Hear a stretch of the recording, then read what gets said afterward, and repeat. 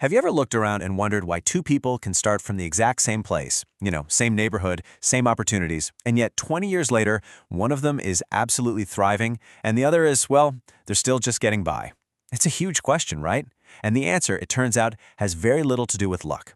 It's about a simple choice we all make every single day with our 24 hours. So let's dig into what that choice really is. It all kicks off with this simple story, a tale of two neighbors. Picture this. They both wake up at 6 a.m. The same day is stretching out in front of both of them. But here's where it all changes. Look at that first hour.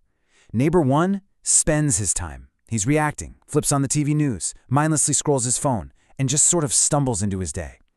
The other guy, he invests his time. He's intentional. He reads, he learns, he plans. It's the same start time, but a totally different mindset. And this is where the story gets kind of crazy. You fast forward 2 decades, and the first guy, the reactive one, he's still stuck in the same place. Meanwhile, the intentional neighbor has built this amazing life of success and, more importantly, fulfillment. It all comes down to that one powerful difference. Are you spending your time, or are you investing it? That one little choice, made over and over again, is literally what carves out the path of your life.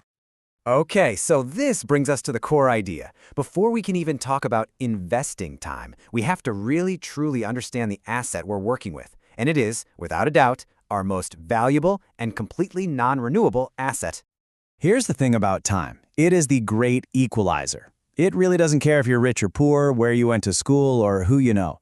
Every single person gets the exact same amount. It is the one resource where we are all on a totally level playing field, every single morning. So what is that amount? Think of it like this. Every morning at midnight, a bank account in your name is credited with 86,400 seconds. That's it. No more, no less. And the catch? You can't save them for tomorrow. You can't borrow from the future. And whatever you don't use by the end of the day is gone, forever.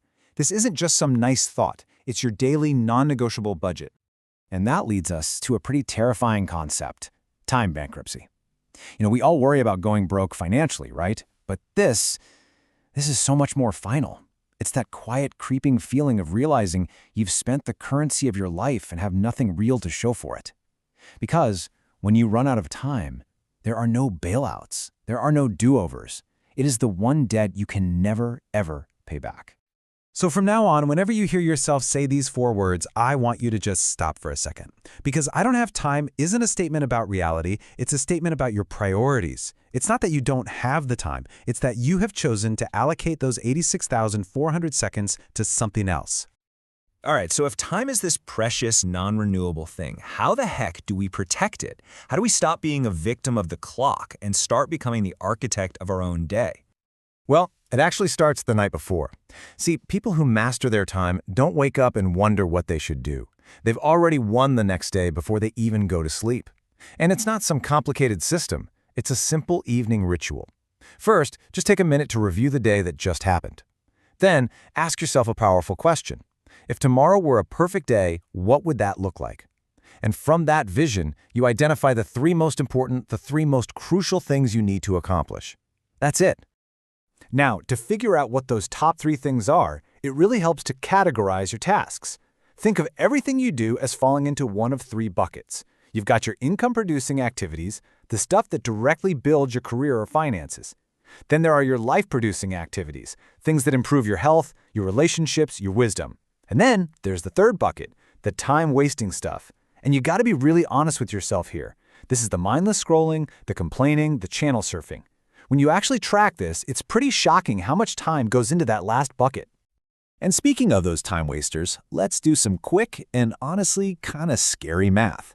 Let's just take 30 minutes. That's it. One sitcom episode, a little bit of scrolling on social media. It seems so tiny, so harmless, right? Wrong. The compounding effect of that is absolutely staggering. Just 1 year of wasting that harmless 30 minutes a day adds up to over 182 hours. Think about that for a second. That's more than 4 40-hour work weeks. Just vanished. Gone. But it gets worse. Let's zoom out to just 5 years. That little 30-minute habit has now cost you 36 full waking days of your life. That's over a month of your conscious existence, completely erased by things that added 0 value. And over the course of a 40-year career, here's the final bill. Wasting just 30 minutes a day will cost you roughly 1 full waking year of your life. A whole year. Let that sink in. A year of your one precious life just gone. Imagine what you could do, what you could learn, who you could become with an extra year. That is the real cost of those small daily choices. Okay, so that's a bit of a wake-up call, isn't it? So how do we stop that leak? How do we reclaim that time? It's all about mastering your best hours, learning to protect your prime time for your prime activities. To do this, you have to completely flip your thinking. See, most people have it backwards. They let their calendar fill up with meetings, errands, and obligations, and then they try to squeeze their real dreams and goals into the tiny little cracks left over. The master's approach is the total opposite. You schedule your priorities first. You put the big rocks in the jar first, your health, your most important work, your family, and then you let all the other little things fill in around them. So here's the game plan. First, you have to identify when you are at your absolute sharpest. For most people, that's the morning. You reserve those golden hours for your most important, high-value work, the deep thinking, the creative stuff, all the mundane tasks, email, admin, busy work. You push that to your lower energy times. And this is the big one. You have to learn to say no. No isn't a bad word. It's a shield that protects your most important hours from getting stolen. And this all brings us to the final and maybe the most powerful truth of all. We tend to think of our lives in these huge, sweeping terms, like years and decades. But that's not actually how a life is built. A life is assembled, piece by piece, one day at a time. I once heard a mentor say something that it completely stopped me in my tracks. He said, if you can't account for your Tuesdays, you can't account for your life. Because your life isn't some big event way off in the future. It's happening right now, in the middle of this boring, ordinary Tuesday. Your life is made of Tuesdays. So here's a tough question, and I really want you to be honest with yourself. If you change absolutely nothing about how you're living your days right now, where will that path lead you in 5 years? Is that a place you're actually excited to go? Because your days right now are the blueprint for that future.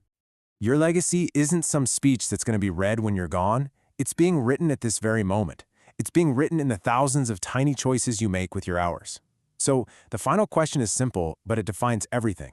How are you going to use your Tuesday?